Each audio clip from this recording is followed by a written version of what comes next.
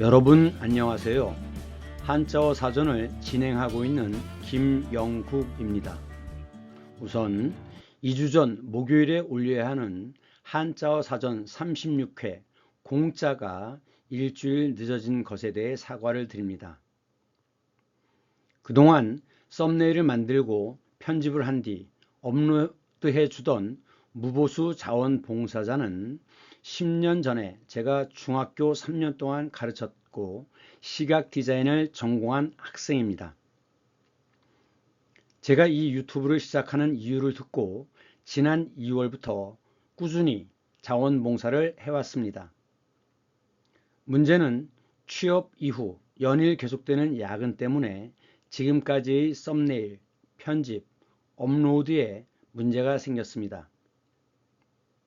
제가 이 과정을 해결할 능력이 없고 별도 대안이 없는지라 제 제자는 여전히 자신이 자원봉사를 하겠다는 의지를 굽히지 않습니다.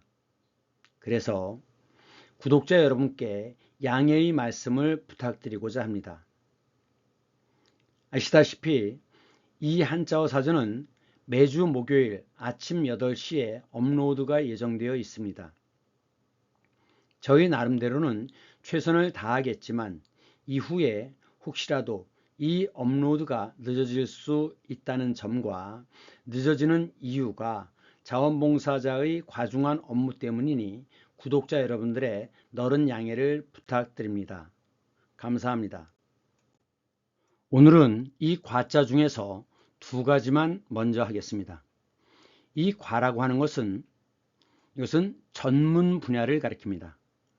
그래서 과목이라고 할 때 행정학과, 법학과라고 할 때 쓰는 거죠.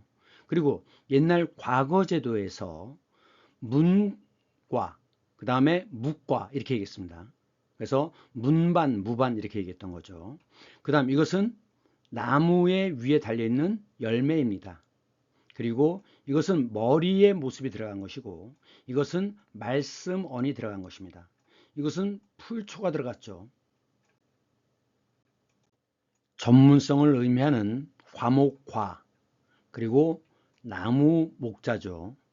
열매과 머리가 들어가서 머리통처럼 동글동글한 걸 얘기합니다. 나달과 말씀언이 들어가서 말로 어떤 임무를 부과하는 겁니다. 부여한다, 부과한다라고 할 때 쓰는 매기다라는 뜻입니다. 세금을 매기다 이런 말을 쓰죠. 풀초가 들어갔습니다. 그래서 풀잎, 꽃잎 등을 붙여가지고 만드는 과자입니다. 이것은 벼화자입니다. 이것은 곡식을 되는 단위 말입니다. 말 두자예요. 그래서 곡식을 말로 되어 가지고 나누어 놓는 것, 이것이 과입니다. 그렇기 때문에 어떤 전문 분야, 특정 분야를 구분하는 단위로 쓰는 겁니다. 행정학과, 법학과 이런 게 있다 그랬죠? 그 대표, 과대표라고 얘기하죠. 옛날에는 줄여서 과대 그랬는데 과목 낙제, 줄여서 과락이라고 합니다. 과락. 그래서 이 과락을 F로 표기하는데 F는 fail의 앞글자입니다. 그래서 옛날에는 F를 2개 받으면 쌍권총을 찼다 뭐 이렇게 얘기를 했었어요. 그 다음 과거 제도가 있죠. 과거 제도. 그리고 그 과거 시험을 보는 장소를 과장이라고 합니다. 과장. 그런데 조선시대 때는 문과가 있었고 무과가 있었죠. 그래서 여기 문과를 통과하면 이제 문반이 되는 거고 무과를 통과하면 무반이 되는 겁니다. 그렇기 때문에 이 둘을 합해서 두 양자 써가지고 양반이라고 하는 겁니다. 양반. 그 다음 기술직으로 잡과가 있었어요. 잡스러운 이런 뜻인데 이것은 중인들이 담당했습니다. 그러면 이제 그 잡과라는 건 뭐냐? 지금으로 치면 기술직, 전문직이에요. 전문직. 그래서 역관, 역은 통역이죠. 통역관, 의관, 지금은 의사입니다. 산관, 계산한다는 뜻이죠. 산수. 그래서 산관이라는 건 지금으로 치면 경영학이에요. 율관, 율은 법률이죠. 그래서 이것은 지금의 법학과 같은 것입니다. 음양관이라고 하는 것은 음양오행, 그래서 사주를 보고 점을 치는 이런 것이 음양관입니다. 그 다음 역관이 있는데 이 역과 이 역자는 다르죠. 이건 번역한다는 뜻이지만 이 역은 달력이란 뜻입니다. 옛날에는 하늘의 움직임을, 그것이 바로 뭐예요? 천문이죠. 하늘의 움직임을 예측하는 것은 천자만이 할 수 있었습니다. 그렇기 때문에 중국에서는 한반도에서 또는 다른 나라에서 달력을 만들지 못하게 했죠. 그래서 세종 때도 달력을 만들려고 무지 애를 썼습니다. 왜냐? 이 달력은 중국 베이징 기준이기 때문에 우리나라와는 위도와 경도가 다르죠. 그러니까 이게 농사를 짓는데 잘 맞지 않았던 부분이 있는 겁니다. 그래서 만들려고 했지만 중국은 계속 압력을 넣어서 만들지 못하게 했었습니다. 하여간 그것을 담당하는 사람들이 역관이고, 그 다음에 지금으로 치면 미술가들, 이들이 화원이죠. 이 사람들이 기술직이고 전문직입니다. 조선시대 때는 그 사람들이 다 중인에 해당됐다라는 겁니다. 물론 이 유학의 기본이 되는 것이 조선시대 때는 성리학인데 성리학의 바탕이 음양과 오행입니다. 그렇기 때문에 세종대왕이 훈민정음을 만들 당시에 모음은 음양을 따랐던 거고 자음은 오행을 따랐던 겁니다. 그래서 이것이 이제 그 모든 것에 음양 오행이 적용되는데, 음양관도 보이시죠? 음양 오행이 적용되는데 그 중에 이제 이 원리가 그대로 사람의 신체에도 적용되거든요. 그래서 사람의 몸을 소우주라고 얘기했었습니다. 그래서 그 선비들 중에, 글 공부한 선비들 중에 의사를 했던 사람들이 있어요. 그런 사람들을 유학을 공부했던 의사라 해서 유의라고 했습니다. 그 다음 지금은 이제 학문을 자연과학, 인문과학, 사회과학 이렇게 나누죠. 자연과학이라는 건 물에 관한 학문이고 인문과학은 사회에 관한 학문입니다. 그래서 이 세상에 존재하는 모든 걸 통틀어 얘기할 때 사물이라고 하죠. 세상 만사, 세상 만물. 그런데 사회과학은 뭐냐? 사람과 사람 사이의 관계를 따지는 사람에 대한 학문이에요. 이것이 사회과학이죠. 그렇기 때문에 법학 또는 지리학, 지리라는 건 뭡니까? 자연의 토대 위에 인간들이 어떻게 모여 살고 어떻게 유통을 하고 이런 것들을 따지는 거 아닙니까? 그래서 지리학과의 경우에도 사회과학에 들어가는 겁니다. 하여간 크게 보면 이제 결국은 이것은 문과냐 이과냐 이렇게 나누기도 했죠.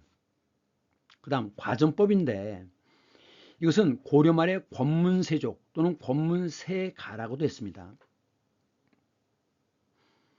이들이 이제 그 일단 무신 정권 후에 그 무신 정권의 후예인, 즉 후예라는 건 후손이라는 뜻입니다. 그 사람들이 높은 벼슬을 차지하죠. 관료가 되는 겁니다. 그래서 가문이 몇몇 가문이 벼슬을 독식하는데 그 가문을 문벌이라고 합니다. 벌이라는 건 7벌자에 문문자가 들어가고 이것도 역시 물이란 뜻이에요. 그래서 재벌이라고 얘기하죠. 재벌, 문벌.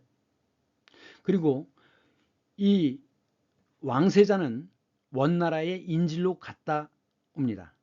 그래서 이제 왕으로 돌아오면 그 원나라에서 그들을 보좌했던, 그러면 과정에서 신임을 받았던 사람들 있지 않습니까?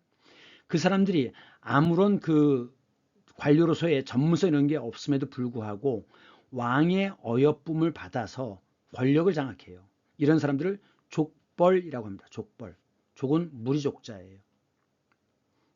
근데 이제 결국 원나라의 힘이 막강하고 왕의 힘이 약하니까 이 권문세족, 권문세가에서는 그 평민들의 토지를 약탈하고 평민을 노비를 만들어요.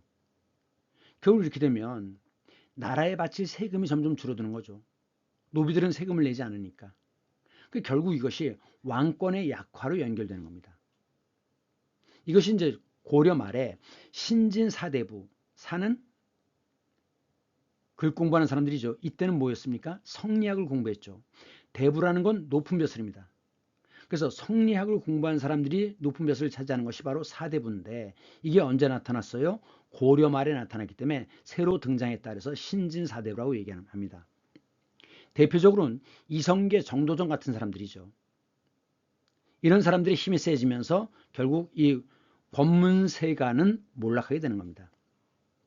그런데 고려 말부터 이 과거제도가 부분 시행됐는데 자, 문과나 무과를 통과한 사람들을 뭐라고 한다고요?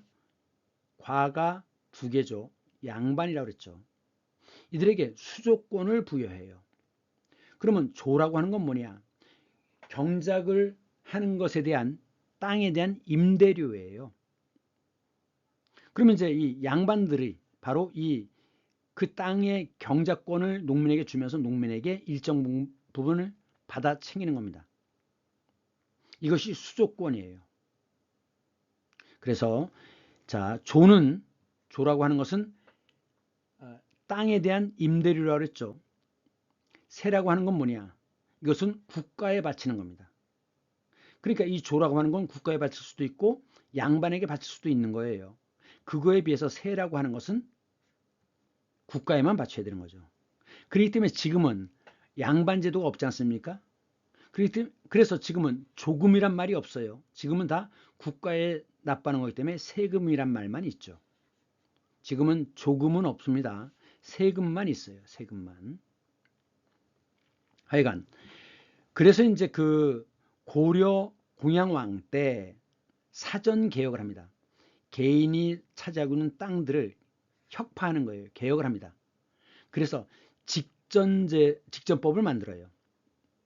이게 이제 뒤에 넘어가면 태종 때 직전법이 등장하는데 직이라는 게 뭡니까?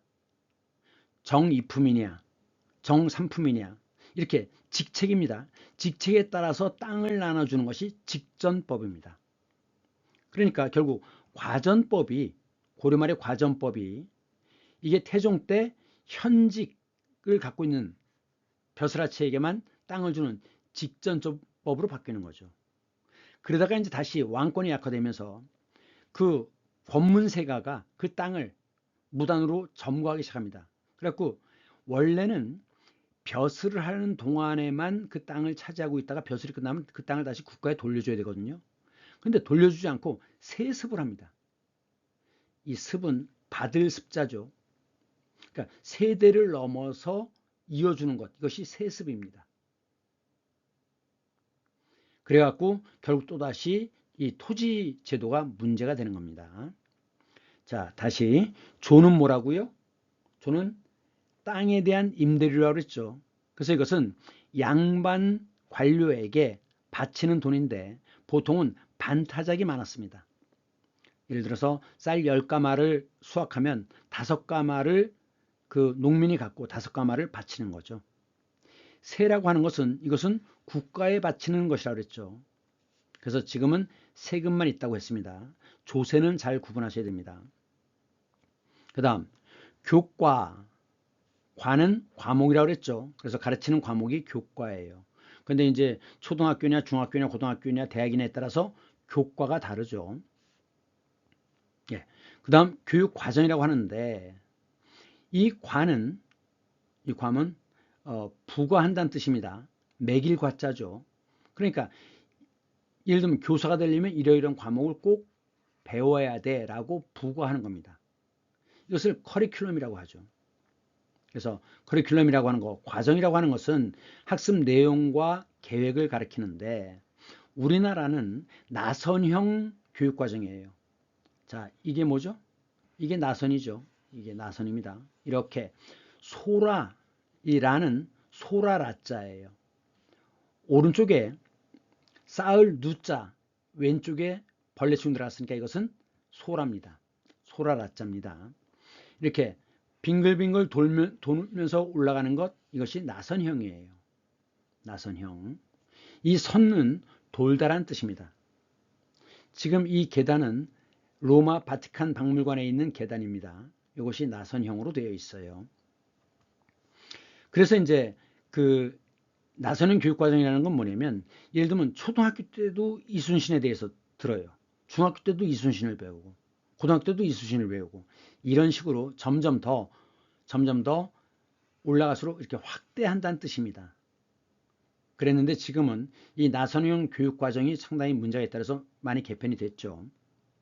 그 다음 나전칠기 들어보셨죠? 이 나전이라고 하는 것은 보통 자개라고 생각하면 돼요. 자개. 칠은 뭐냐? 여러분들 옷나무 아세요? 옷나무. 그렇게 즙을 내면 칼로 이렇게 베면 검은 즙이 나오죠. 거의 검은 즙. 그래서 이것이 옷칠자예요. 옷칠. 그러니까 나무가 있으면 거기다 처음에 이 옷칠을 합니다. 칠해요. 그 다음에 거기다 다시 자개를 박아요. 그리고 다시 그 자개 위에다 다시 칠을 합니다. 이렇게 하는 것이 나전칠기입니다. 자, 나전은 자개, 보통은 전복 안쪽이 반짝거리거든요. 무지갯빛이고. 그래서 보통 전복의 안쪽을 가지고 사용합니다. 그래서 칠을 먼저 하고 그다음에 자개를 박은 다음에 다시 칠을 하는 이러한 것이 나전칠기예요. 그런데 요 옷칠자인데 이거 많이 틀립니다. 사람들이 자꾸 이 흑자를 받침을 리을 기역이라고 하는데 아닙니다. 이 흑은 거물 흑자예요. 한자입니다. 그래서 칠흑 같은 어둠 할 때는 이 자연에서 나오는 것 중에 가장 까만색이 바로 칠이거든요. 옷의 즙이에요. 옷나무의 즙. 그래서 아주 까말 때 칠흑 같은 이런 표현을 쓰는 거고, 그 다음에 이것은 나선형이라고 그러는데 선은 돌선자입니다. 그러니까 선풍적 인기를 얻었다라고 할 때 선은 이게 도는 바람, 즉 돌개바람이에요. 선풍은. 그런데 하나 더 알아야 될 것. 이 선은 돌다란 뜻도 있지만 돌아오다란 뜻도 있습니다. 그렇기 때문에 개는 승리했다는 뜻이죠. 승리하고 돌아오는 문을 기념한다는 거죠. 그래서 승리하고 돌아오는 것을 기념하기 위해서 만든 문, 이것이 개선문 아닙니까? 파리에 개선문이 있죠. 이것은 열매 과자죠. 나무 목이 있고 그 끝에 열매가 달리는데 이 안에 씨 보이세요? 예. 열매 과자입니다. 그래서 이제 그 열매의 가장 실속 있는 부분, 중요한 부분, 먹는 부분이니까 중요하겠죠? 과실인데 이 과실이 과일로 음이 바뀐 겁니다. 그렇기 때문에 이 과일을 실과라고도 해요. 실과, 과실, 실과. 그리고 과수원, 수라고 하는 것은 키가 큰 나무가 수죠. 가로수, 수목원이라고 할 때 키가 큰 나무를 수라고 합니다. 과당, 이건 오른쪽에 당나라 당자에 쌀, 미가 들어갔어요. 쌀도 발효를 시키면 알코올이 되죠. 이것을 계속 놔두면 그럼 또 이게 식초가 됩니다. 식초, 비니거. 그 다음 그 알코올로 된 것이 바로 과일로 만들었으면 과일주가 되는 것이고, 과즙, 과일의 즙이죠. 이 과즙, 즙은 주스입니다. 우리가 주스라고 얘기하는 거. 이것이 바로 즙이에요. 그 다음 여기 칼 보이시죠? 이쪽 날이 하나밖에 없지 않습니까? 날이 하나만 있는 것이 도죠.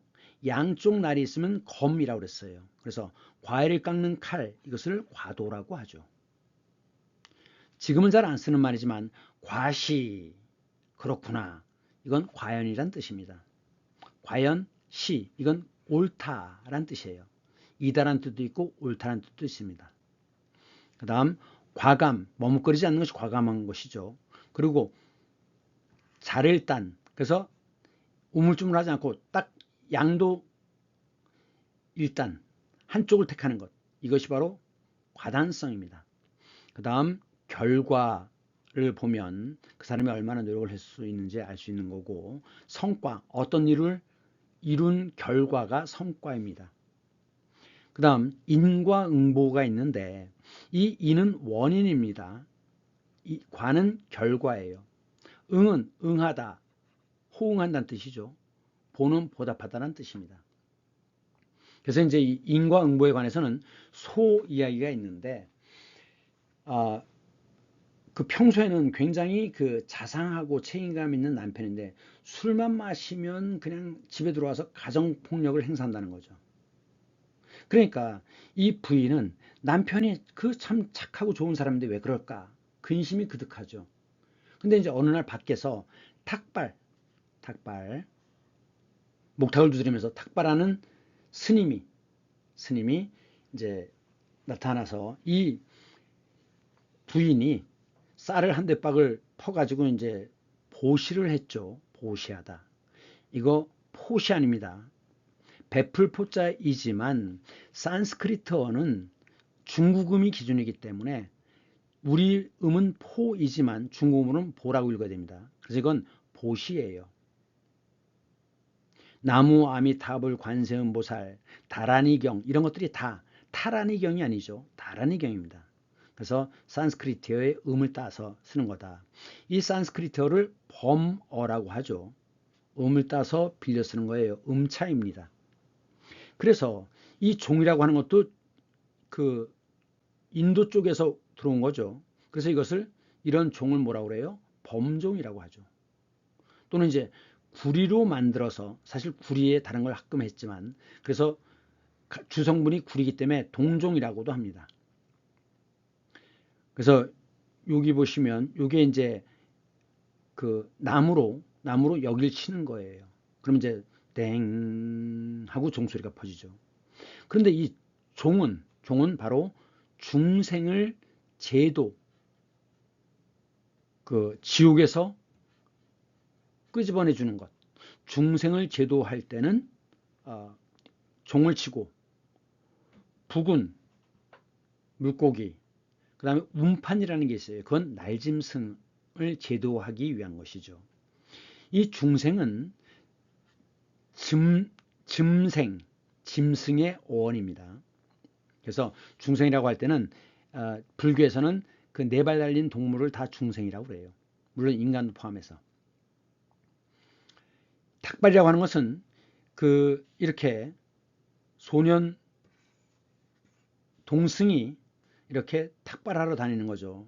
이게 바라잖아요. 바라 그릇. 그러면 이제 이렇게 아침마다 이렇게 무릎을 꿇고 부처님에게 보시를 하는 겁니다. 이 탁발은 왜 하느냐? 그 중들은 불교는 무소유가 원칙이잖아요. 아무것도 갖지 않는 것. 그래서 중생의 자비에 의존해서 생계를 잇는다. 그렇기 때문에 이 동남아시아에 가면 아침마다 중들이 쭉 한 줄로 이렇게 지나가면 그 불자들이 이렇게 무릎 꿇고 앉아서 이렇게 보시를 하는 광경을 많이 볼 수 있습니다. 예, 이야기가 옆으로 나갔는데, 하여간 탁발을 이제 하는 스님이 있어가지고 이제 쌀을 한 대를 퍼다 줬죠. 그랬더니 이제 나무 아미타불 관세음 보살 하면서 이제 고맙다는 얘기를 하는데, 근데 이제 그 스님이 보니까 이 여자의 그 얼굴에 수심이 그득하다는 거죠. 그래가지고 그 스님이 조언을 했어요. 뭐라고 했느냐? 그 남편이 다음에 술 마시고 들어오기 전에 그 목화 밭에 가서 목화대를 많이 꺾어가지고 그래가지고 목화대를 한 번에 100개씩 묶어서 단을 수십 개를 만들어 놔라. 왜 그러십니까? 그러면 알게 될 것이니라. 그리고 이제 그 스님이 사라졌죠. 그 이제 그 스님이 말한 대로 목화 단을 100개씩 묶어가지고 단을 이제 많이 만들어 놨어요. 그랬더니 정말 어느 날 술 마시고 들어온 이 남편이 집에 들어오더니 또 손에 잡히는 대로 이 목화단을 가지고 그 부인을 두드려 패는 거죠. 근데 사실 목화대는 속에 다 비어 있거든요. 맞아도 안 아파요. 그 한참을 그렇게 때리던 남편이 결국 기진맥진해서 이제 쓰러져서 잠이 들었죠.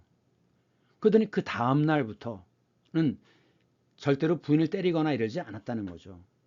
그래서 희한하다라고 생각하고 있었는데 어느 날 다시 목탁 소리가 나서 나가보니까 그 스님이 있는 거예요. 스님 어찌 된 일입니까? 그랬더니 전생에 그 부인은 농부였고 그 남편은 소였다는 거죠. 그러니까 이제 맨날 이 농부가 소를 이랴낄낄하면서 때렸을 거 아닙니까? 그러니까 전생에 때린 대수만큼 당신이 맞아야 된다. 그래야 인과응보가 끝나는 것이다. 라고 얘기한 거죠. 근데 이제 그 몽둥이 이런 거로 하면 죽으니까 어떻게 했어요? 목화대를, 그럼 이제 이 목화대를 100개씩 묶어놓으면 한 번 내리칠 때마다 100대를 맞는 거 아니에요? 이것이 바로 인과응보입니다. 그래서 자기가 한 그대로를 반드시 그 다음에 돌려받는다는 거죠. 그 다음 또 한 가지 이제 나무냐 채소냐라고 하는데, 자, 나무는 단연생일 때 열에 살면 나무고 1년 살고 죽으면 풀이죠. 근데 우리가 보통 이 풀은 채소라고 얘기하는데 우리는 보통 이것의 뿌리나 줄기나 잎을 먹어요. 근데 이제 요거와 함께 또 구분해야 되는 게 뭐냐면 과일이냐 열매냐. 과일은 나무에 열린 거고 열매는 씨방이 자란 겁니다. 씨방이 자란 것이 열매예요. 그럼 수박은 이것은 과일입니까? 열매입니까? 나무입니까? 풀입니까? 자, 수박은 1년밖에 못 살죠? 그렇기 때문에 수박은 나무가 아니라 풀입니다. 풀. 근데 이제 씨방이 자란 거거든요. 이게 씨가 보이시죠? 씨방이 자란 거예요. 그래서 사실은 이 수박은 풀의 특성과 열매의 특성을 동시에 갖고 있기 때문에 나무냐 풀이냐 논란의 여지가 있지만 사회통념상 이 수박은 그냥 채소로 분류합니다. 채소.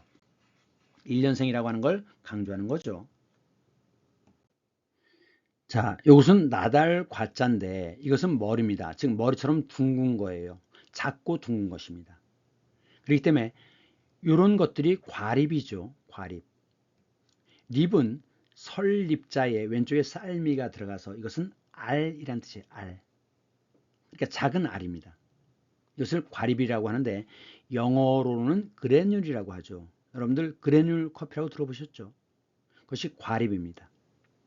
그 다음 이것은 말로써 어떤 임무를 맡기는 겁니다. 매기는 거예요. 부과하는 겁니다.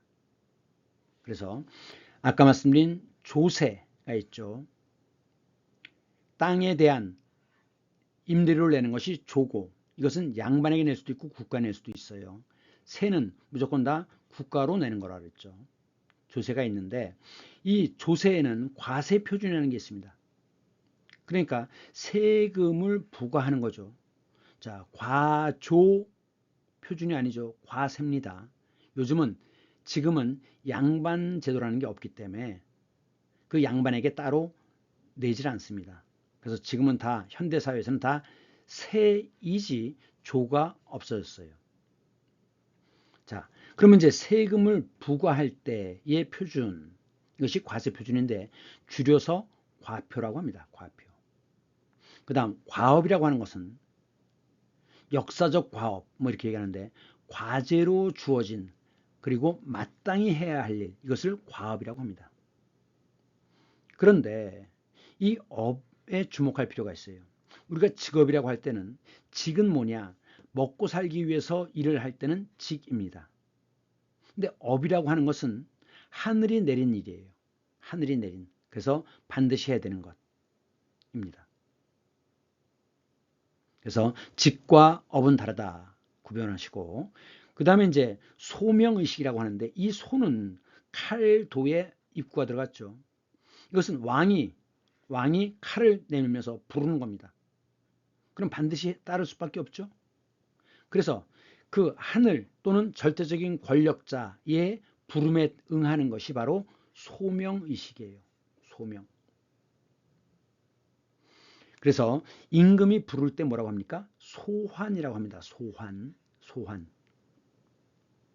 그래서 요즘은 이제 임금은 아니고 정부, 그중에 이제 법무부에서 검찰청에서 부를 때 그것을 소환이라고 하죠. 소환.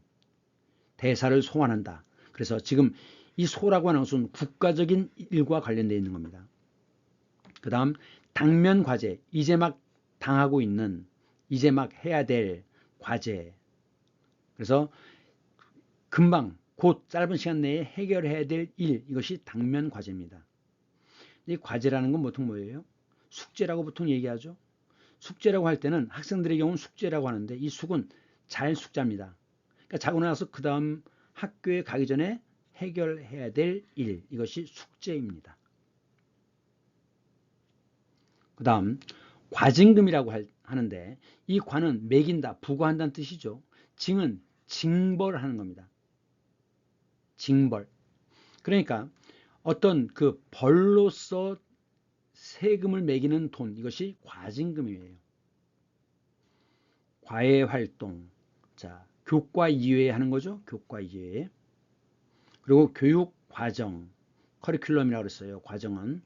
이게 들어가면 과정인데 발달 과정처럼 이 진할 과자가 들어가면 진행되는 걸 얘기합니다. 그래서 이것은 프로세스를 의미해요.